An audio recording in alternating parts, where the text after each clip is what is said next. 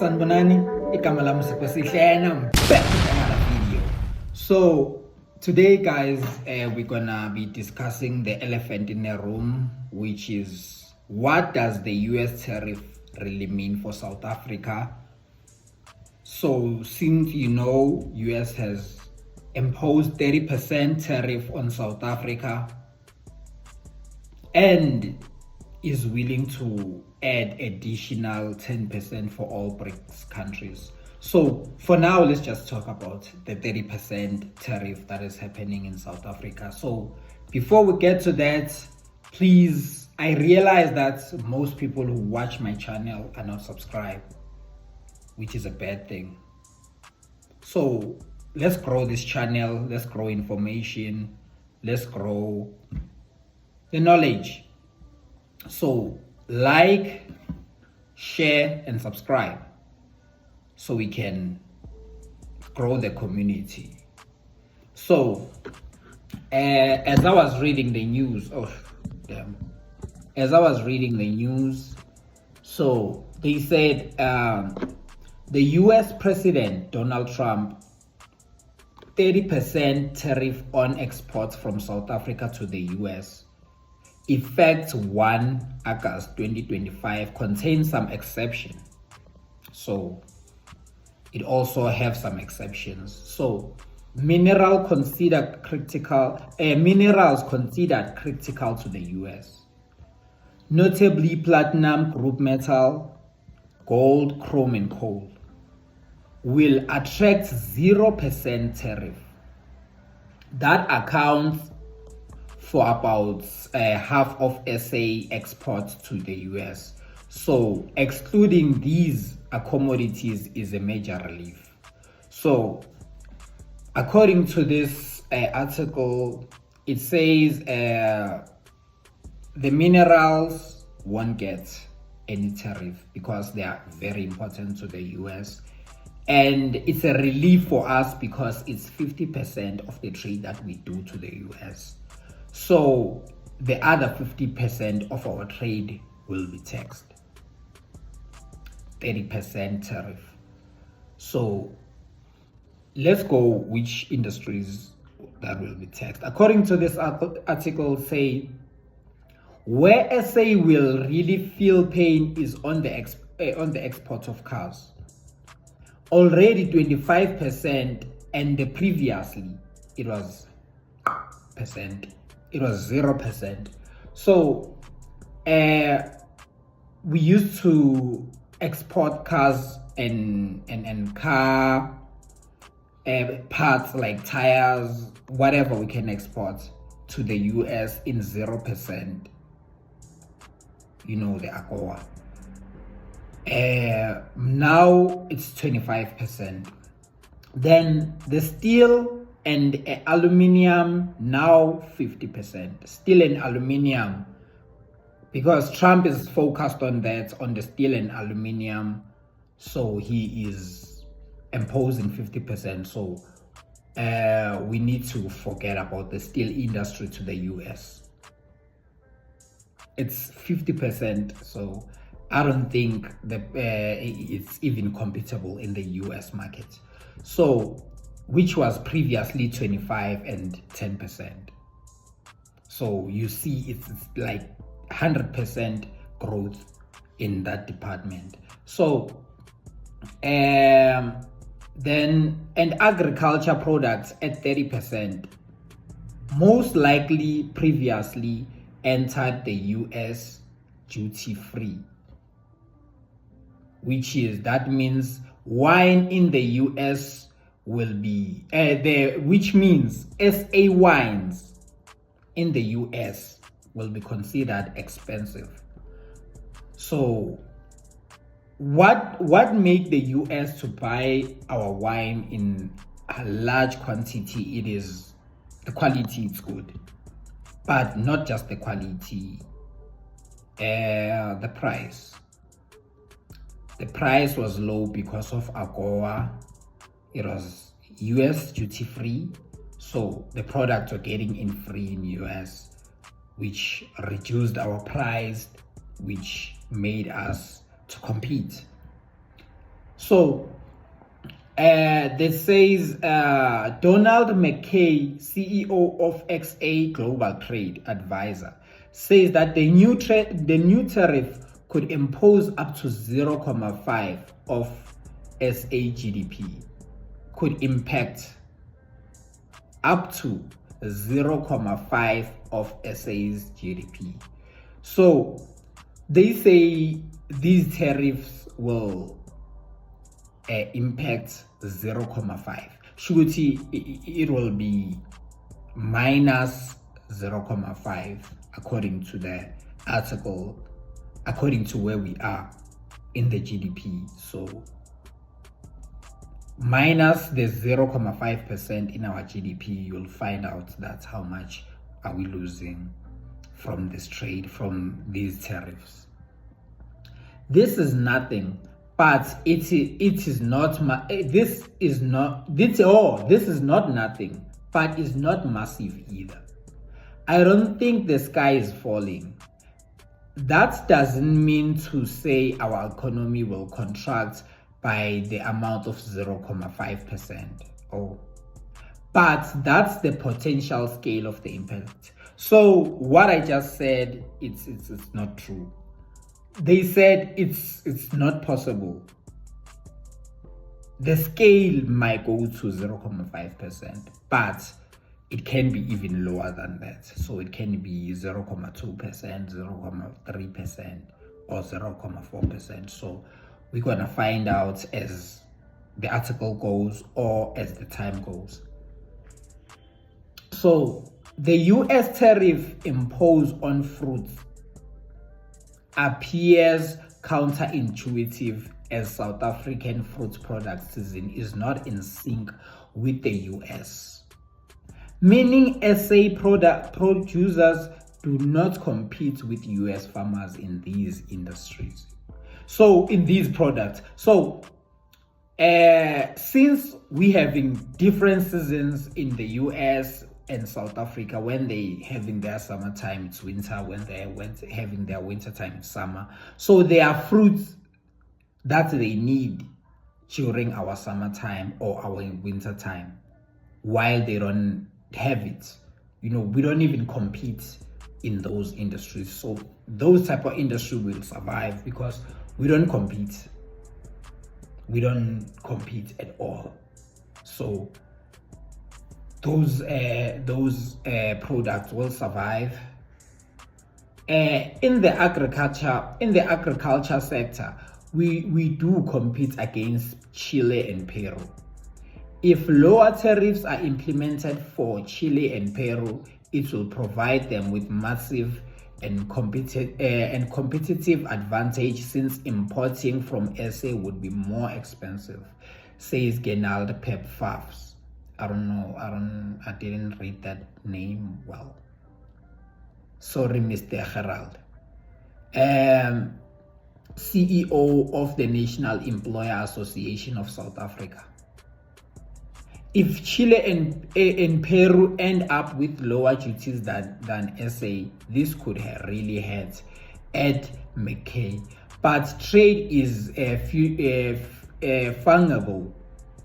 So if Peru,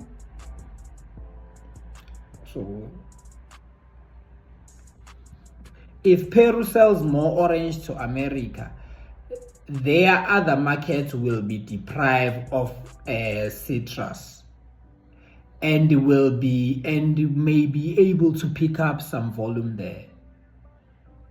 So they're saying if the only countries that we compete with when it comes to agriculture in America is Chile and Peru, that they have almost the same weather that we have, that they have almost the same fruits that we have.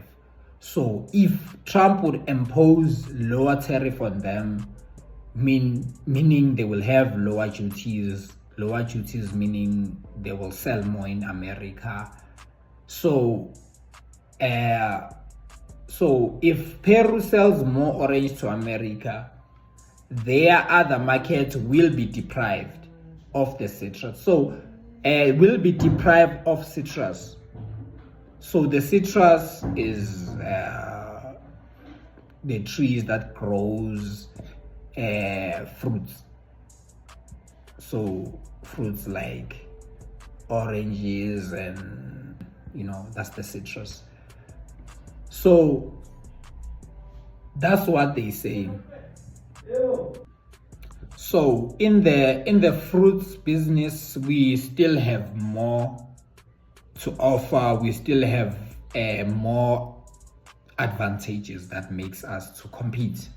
So McKay says it appears that Trump is using the tariff to apply maximum pressure on SA and other countries such as South Korea, Malaysia, Japan, and Kazakhstan to move faster on their tariff offer. So it's not just South Africa. We know that Japan is the best friend of America, like Malaysia, South Korea, they are best friend of America. So let's not make it like it's a direct target to South Africa, because of even the American administration that is there now is against South Africa. But let's not make this tariff like they link with that. So let's be clear on that. So Trump has also threatened further 10% duties to all countries align themselves with BRICS. So we are aligned with BRICS. We all know that. And the US says the purpose of these duties is to reduce trade deficit that it has with South Africa, and is based on duties currently applied on imports from the US. SA disputes this, says this duty calculate is based on incorrect data. Our assumption is that the United States of America is utilizing duty as a negotiation mechanism, and that issues up for negotiation are not only in the areas of trade, but may well include broader political issues. So South Africa says this is how America wants to get us on the table. It's using this as a negotiation mechanism. According to South Africa, they say America is using this as a negotiation table and as a political tool. Automotive hit will be hard, very, very hard. Trump's decision to impose 30% tariff on the export of vehicles, component tires, and parts of the export of South Africa to the US will kill any possible economic growth in our country. Dawie Hord, chief economist of the Efficiency Group, told that the Motor Industry Staff Association. Okay, let me start that sentence again. Dawie Hord, chief economist of the Efficient Group, told the Motor Industry Staff as an association this week that Trump's figure are not based on actual figures, but everyone will feel the impacts because it is the hinder of any economic growth. So Trump is not using correct math again and again to impose a tariff on us. Again and again, Trump has been using this again and again. So we need to be aware of this. It's gonna be happening for a long time. Trump, that he uses wrong math purposefully to do what he wants to do. He has the biggest economy. He has the biggest muscle. He can flex this. He can flex his muscle. I'm not mad at that. Small retailers have already stopped manufacturing because it will be feasible to continue with this new export tariff, or because of the reduced demand from US clients. So Yes, we can accept that AGOA is gone, dead. Under the AGOA, more than 1,800 South African products and goods, including vehicles, component parts, were exported US free duty. SA official unemployment rate rose to 32.9% in the first quarter of 2025, the highest since the second quarter of 2024, which was 33.5%. So already unemployment is catching up to the last year's unemployment. So the unemployment was reduced by 0.9%. So was reduced by 1.5%. Now it's also reduced. It's now 0.9%. So the population has seen the steady increase on year. Let me start that again.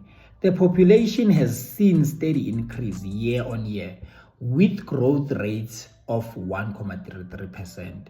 We live in a country where our population growth exceeds our economic growth. We all know that. That our population growth has been growing more than our